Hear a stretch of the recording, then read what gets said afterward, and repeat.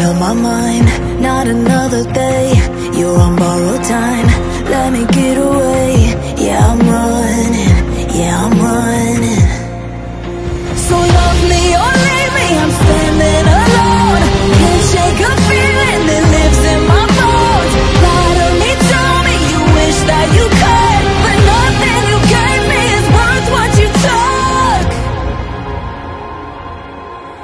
Cause baby, when I'm gone for good.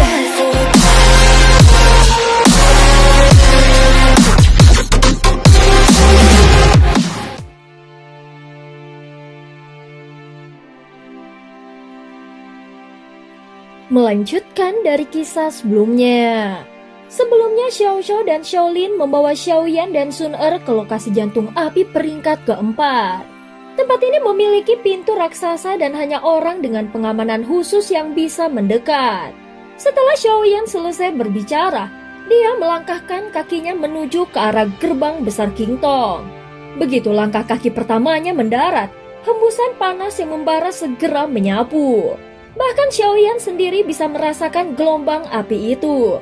Dengan fakta ini, Xiaoyan menduga kemungkinan besar hanya keabadian para dewa yang sanggup menahannya. Saat ini di sekeliling tubuhnya, 3 jantung api muncul dan berputar memancarkan cahaya menyala untuk menahan kekuatan dari api itu. Semakin dia dekat menuju gerbang besar Qingtong, aura panasnya semakin kuat. Namun dengan perlindungan 3 jantung api, tubuh Xiaoyan tetap baik-baik saja. Seperti yang dikatakan di dalam legenda, bahwa kekuatan sejati dari jantung api mampu membakar segalanya. Bahkan jika itu kekuatan jiwa. Jika bukan karena 3 jantung api dan kekuatannya, maka hanya dengan panas yang meresap sampai ke dalam tubuh, jiwanya pasti sudah terbakar setengah. Semakin dia mendekati gerbang Qingtong, perasaan itu semakin menekannya. Tatapan Xiaoyan langsung berubah tajam dan seluruh tubuhnya masuk ke dalam mode bertarung. Apa kau ingin membakar jiwaku? Kalau begitu tanyakan dulu pada jiwaku yang tidak tunduk pada siapapun. Dengan tekad yang kuat, Xiaoyan terus melangkah maju selangkah demi selangkah hingga akhirnya dia tiba tepat di depan gerbang besar Qingtong itu. Sebenarnya sejak dahulu kala, meskipun para leluhur datang ke sini, mereka hanya bisa berlatih di sekitar area ini saja. Tidak ada seorang pun yang berani benar-benar mendekati gerbang besar Qingtong. Siapapun yang nekat memaksa akan langsung hancur menjadi abu. Xiaolin menatap dengan wajah penuh rasa hormat sekaligus kagum. Dia sendiri bersama yang lain tidak mungkin sanggup melakukannya. Namun kini saat melihat ayahnya mendekat dengan keberanian tanpa batas, dia tidak bisa menahan diri dan perasaannya bercampur aduk antara terkejut sekaligus bangga. Saat ini Xiaoyan mengangkat telapak tangannya dan perlahan jatuh di atas gerbang besar Qingtong bersiap mendorongnya terbuka. Namun tepat pada saat ini dari belakang terdengar suara Kingxi yang baru saja sadar kembali. Tidak boleh, gerbang Qingtong tidak bisa dibuka. Kingxi menatap Xiaoyan yang sudah bersiap mendorong pintu raksasa itu. Mendengar ini, Xiaoyan berhenti sejenak lalu bertanya, "Kenapa? Bukankah kau sudah berjanji menyerahkan api itu kepadaku? Kenapa sekarang tidak boleh?" Belum sempat Kingxi menjawab, gerbang besar Qingtong tiba-tiba mengeluarkan suara gemuruh yang mengguncang dunia. Pintu raksasa yang telah tertutup entah berapa lama mulai terbuka sedikit demi sedikit. Saat ini Kingxi hanya terdiam di tempat dan wajahnya pucat. Ketika minum arak bersama Xiaoyan, dia dengan bangga menyerahkan jantung api ini kepadanya. Namun setelah sadar dari mabuknya, tampaknya dia sangat menyesali ucapannya. Walau begitu dia juga tidak berdaya untuk menghentikannya terbuka. Itu adalah tempat leluhur pertama klan kami dikurung. Tangannya yang tadi terulur bahkan belum sempat ditarik kembali, namun tubuhnya sudah merinding dengan hebat. Sejak lahir hingga kini, dia belum pernah melihat gerbang Qingtong terbuka. Jadi ini adalah pertama kalinya. Leluhur, maksudmu di balik gerbang ini bukan jantung api, melainkan tempat leluhur tertua klan Dewa Api kuno? Tanya Xiaoyan seakan tidak kuasa menahan rasa ingin tahunya. Dalam pemahamannya sebelumnya, Di balik gerbang ini seharusnya terdapat salah satu dari jantung api peringkat keempat. Saat Xiaoyan ragu apakah dia harus masuk atau tidak, gelombang jantung api tiba-tiba menyapu keluar. Xiaoyan terpaksa mundur. Kemudian kedua tangannya membentuk pusaran api untuk melindungi dirinya sebelum akhirnya berdiri di depan Sun Er Shaolin untuk melindungi mereka. Tiba-tiba dari dalam gerbang terdengar suara yang berat. Berani sekali mengganggu tidur leluhur ini. Kingzi langsung berlutut dan wajahnya tampak pucat pasi. Aku Kingzi, pemimpin klan Dewa Api kuno, saat ini bersujud di hadapan leluhur. Xiaoyan hanya berdiri tegak, tidak ikut memberi hormat. Meskipun Kingzi pernah membantunya, namun leluhur di balik gerbang itu bukan siapa-siapa baginya. Jika karena kehadiranku membuatmu terganggu, aku mohon maaf, ucap Xiaoyan dengan tenang. Suara itu kembali bergema, kali ini dengan nada terkejut. Anak kecil ini ternyata memiliki begitu banyak jantung api secara sekaligus. Selain Tuan, belum pernah kulihat yang seperti ini, ucap suara leluhur itu. Siapa yang kau sebut sebagai Tuan? Tanya Xiaoyan dengan serius. Yang mulia, dia memang dipanggil sebagai Tuan. Walau disebut Tuan, pada akhirnya dia kalah di tanganku dan kau adalah keturunannya, bukan? Atau reinkarnasi dari Tuan itu sendiri? Xiaoyan mengangguk. Benar, aku adalah reinkarnasi dari Tuan itu. Suara dari dalam gerbang mendadak terdiam. Reinkarnasi Tuan tidak masuk akal. Jika benar, seharusnya kau sudah mengingat segalanya. Apakah memorimu belum kembali? Tanya leluhur itu. Belum, jawab Xiaoyan singkat. Jika kau reinkarnasinya, berarti Tuan telah mati. Sejak kapan? Suara itu kembali bergema. Kali ini terdengar dengan nada terkejut. Xiaoyan juga sempat tertegun. Ternyata leluhur kuno yang berada di balik gerbang ini sudah berada di sini terlalu lama, hingga tidak mengetahui kabar wafatnya sang Tuan. Benar, aku terlalu lama berada di sini. Kalau Tuan benar-benar wafat, seharusnya aku keluar menyambutnya. Namun saat itu aku masih tidak bisa meninggalkan tempat ini. Xiaoyan menunduk sedikit dan memberi hormat. Jika demikian, izinkan aku bertanya sesuatu. Segera leluhur itu mengangguk tanda setuju. Saat ini dia sudah tidak lagi bersikap tinggi. Justru berbicara dengan Xiaoyan layaknya sesama generasi. Xiaoyan segera membuka telapak tangannya dan menunjukkan api pemusnah yang berputar. Ini adalah api pemusnah. Namun sejak aku mendapatkannya, aku tidak tahu bagaimana cara menggunakannya. Segera suara dari dalam gerbang terdengar dengan nada sedikit terkejut.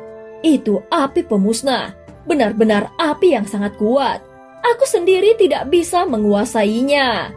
Namun dulu aku pernah mendiskusikannya dengan sahabatku sang penguasa api. Jika kau ingin tahu cara mengendalikannya, tempat ini memang tepat. Mata Xiaoyan langsung memancarkan kilatan cahaya. Jadi aku bisa menemukan jawabannya di sini, gumam Xiaoyan di dalam hatinya sambil tersenyum.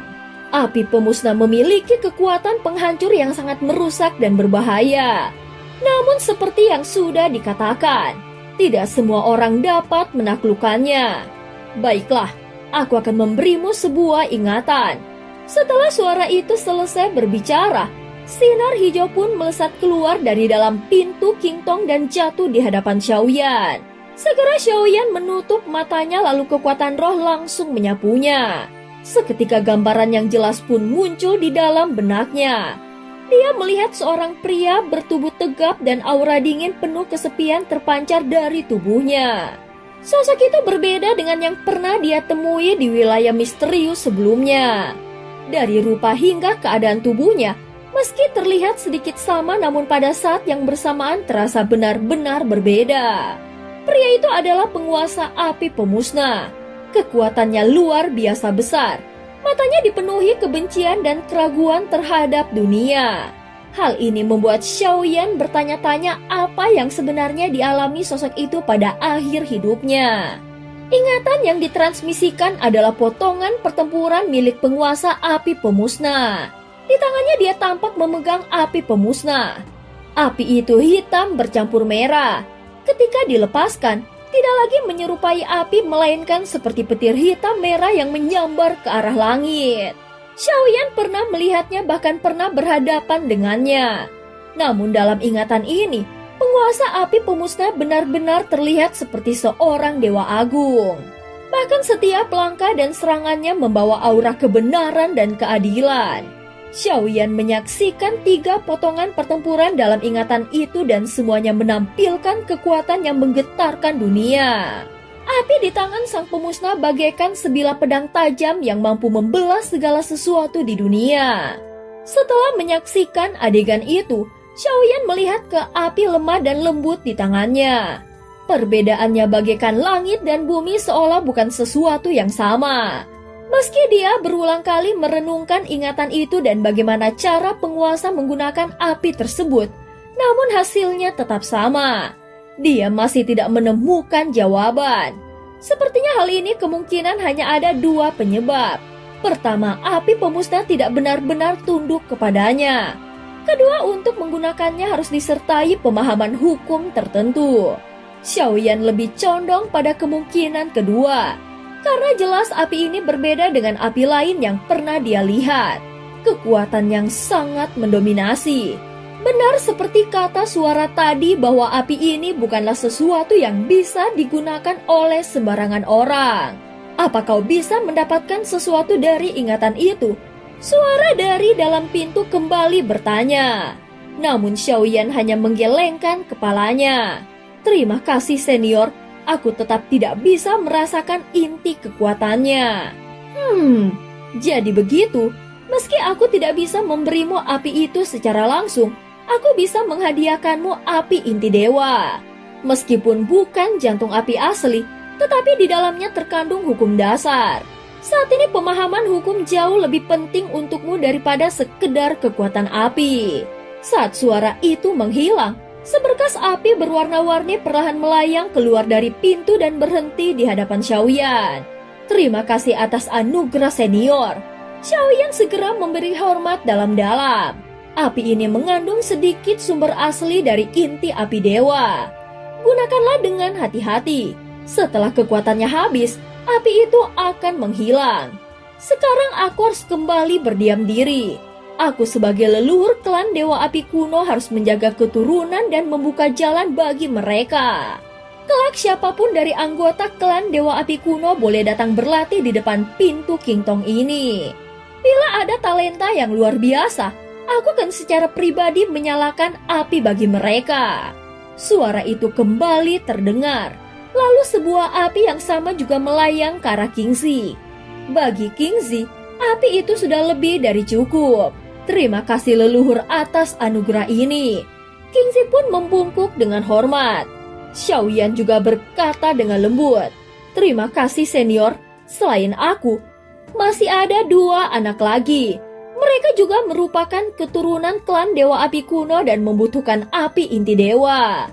Oh begitu, bakat mereka memang cukup baik. Jika demikian, aku akan menyalakan api lagi bagi mereka. Segera 2 api inti dewa melayang keluar lalu jatuh tepat di hadapan Xiaolin dan Xiao Xiao. Keduanya segera berlutut hormat dan memberi salam kepada leluhur. Xiaoyan tersenyum tipis lalu berkata, cepat simpan baik-baik api inti dewa. Itu akan sangat membantu dalam kultivasi kalian.